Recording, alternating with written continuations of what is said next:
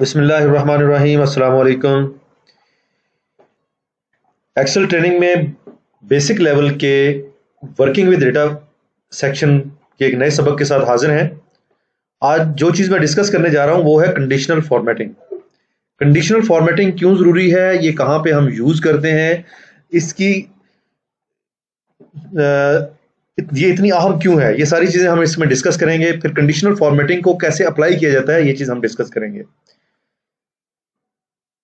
बहुत सारे डैशबोर्ड्स इस तरह से बनाए जाते हैं कि उसके अंदर सिर्फ कंडीशनल फॉर्मेटिंग ही यूज की जाती है। आपकी जो भी नंबर्स हैं, आपकी जो भी परसेंटेजेस हैं, जो भी अचीवमेंट्स हैं, उनको कंडीशनल फॉर्मेटिंग के थ्रू, आइकॉन्स के थ्रू, कलर कोडिंग के थ्रू उनको वहां पे विजिबल करवाया जाता है। उसमें मैं आपको एग्जांपल देता हूं।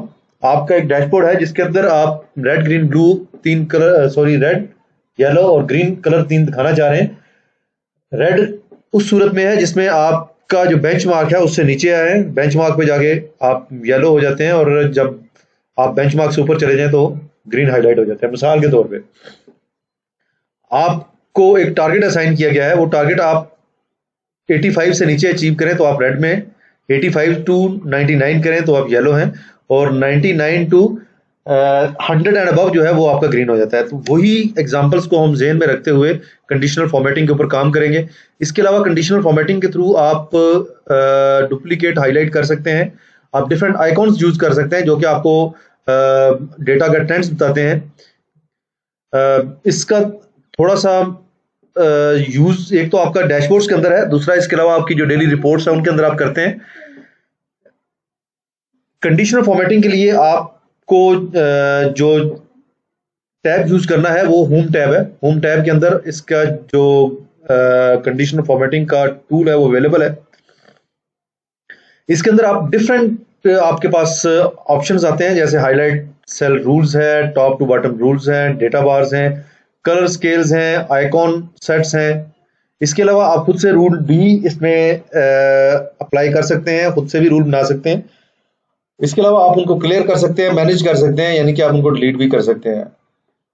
हाईलाइट सेल रूल्स के अंदर डुप्लीकेट वैल्यूज का रूल जो है वो सबसे इंपॉर्टेंट है। इंपॉर्टेंट सारे ही होते हैं, लेकिन ये एक ऐसा रूल है जो कि हम ज्यादा यूज करते हैं। तो आप कंडीशनल फॉर्मेटिंग में डुप्लीकेट वैल्यूज को ज़हन नशीन रखिएगा कि ये कहाँ पे अवेलेबल है। इसके जरिए हम डुप्लीकेट वैल्यूज को या यूनिक वैल्यू को कलर, किसी एक कलर के साथ हाईलाइट कर सकते हैं। इसके अलावा आप टॉप या बॉटम जो आपकी 10% है या अबव एवरेज है, बिलो एवरेज है, उनको हाईलाइट कर सकते हैं। ग्रेडियंट फिल्स जो है ये बेसिकली आपका एक बेंचमार्क है, जो हाईएस्ट वैल्यू है इसको बेंचमार्क करता है, और उसके हिसाब से जितना जितना नंबर आपने सेल्स में लिखा हुआ है उसको उस हिसाब से फिल कर देता है। इसके अलावा आपके पास डायरेक्शनल और शेप्स और इंडिकेटर्स, ये सारी चीजें आ जाती हैं। ये भी रूल्स हैं, ये प्री डिफाइंड चीजें होती हैं। ये खुद से अपने बेंचमार्क सेट करता है और आपका रूल अप्लाई कर देता है। इसके अलावा आप इसके ऊपर कलर स्केल्स अप्लाई कर सकते हैं, आप खुद से रूल जो है वो लिख सकते हैं। मैं थोड़ा सा डेमो में आपको ये चीजें दिखाऊंगा। ये जो इसमें इंपॉर्टेंट चीजें हैं ये आपको मैं डेमो में दिखा देता हूँ।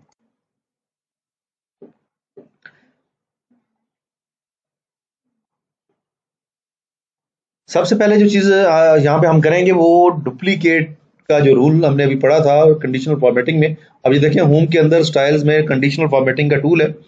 इसमें हाईलाइट सेल में जाके आप डुप्लीकेट वैल्यूज पे क्लिक करें तो ये सारी की सारी वैल्यू आपकी कलर कोड हो जाएंगी। अगर आप यूनिक वैल्यू क्लिक करेंगे तो सिर्फ वो वैल्यू हाईलाइट होगी जो जिसका डुप्लीकेट नहीं है। तो यहाँ पर जो मेरे पास डेटा है इसमें हर एक का डुप्लीकेट मौजूद है। अगर मैं डुप्लीकेट सेलेक्ट करता हूँ और यहाँ से जो भी मैं कलर इसमें सेलेक्ट करना चाहूँ, मैं ग्रीन ले सकता हूँ, मैं येलो ले सकता हूँ, रेड ले सकता हूँ। तो ये सारे वो कलर्स हैं, ये सारे टेक्स्ट के कलर्स हैं, बॉर्डर्स के कलर्स हैं, ये मैं इनके जरिए हाईलाइट कर सकता हूँ।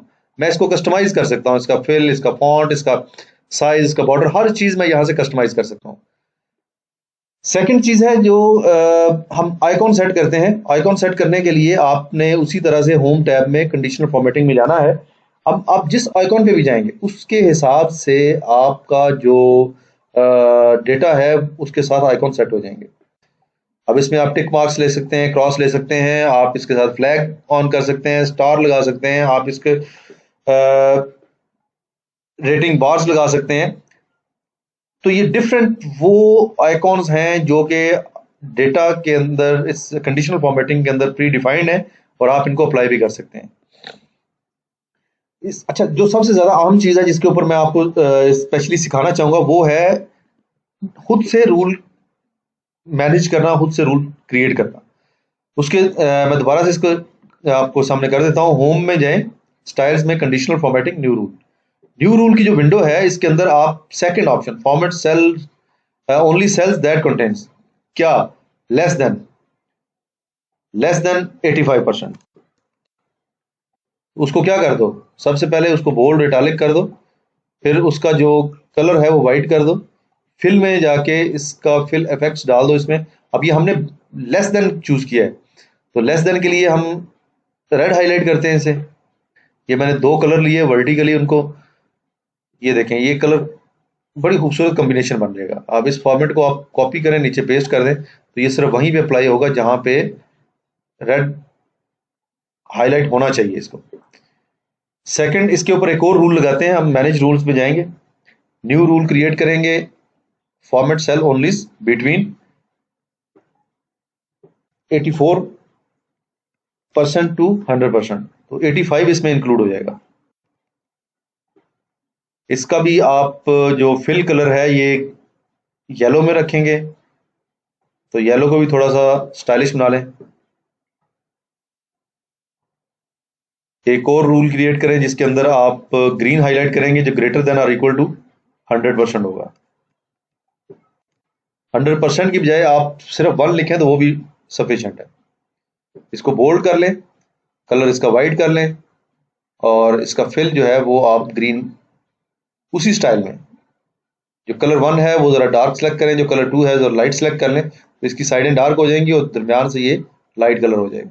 अब इसको फॉर्मेट को कॉपी करें, सब में पेस्ट कर दें। अब देखें फॉर्मेट अप्लाई हो गया है जिस तरह से आपने रूल सेट किया।